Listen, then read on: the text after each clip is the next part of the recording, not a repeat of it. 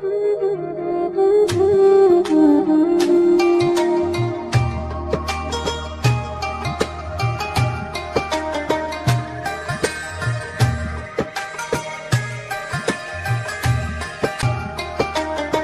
علیکم ورحمۃ اللہ وبرکاتہ۔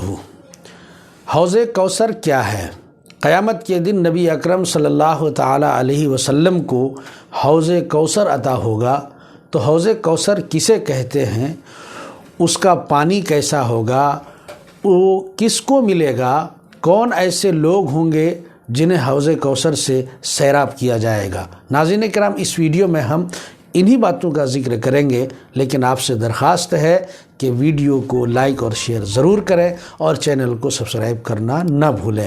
تو ناظرین کرام، حوض کوثر یہ نبی اکرم صلی اللہ تعالی علیہ وسلم کو مرحمت ہو چکا ہے اور یہ حق بھی ہے۔ اس حوض کی مسافت 1 مہینہ کی راہ ہے۔ اس کے کناروں پر موتی کے قبے ہیں، چاروں گوشے برابر یعنی زاویہ قائمہ ہیں۔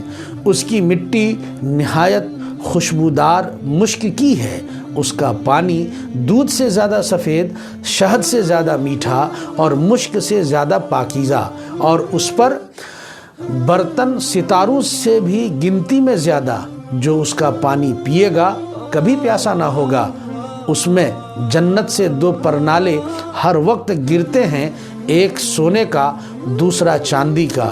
ناظرین کرام، اسی طریقے سے میدان محشر میں ایک میزان کا بھی تصور ہوتا ہے۔ تو میزان کیا ہے یہ بھی آپ کو میں بتاتا چلوں کہ میزان حق ہے۔ اس پر لوگوں کے اعمال نیک اور اعمال بد تولے جائیں گے۔ نیکی کا پلہ بھاری ہوگا۔ تو نیکی کا پلہ بھاری ہونے کا مطلب یہ ہے کہ اوپر اٹھے گا۔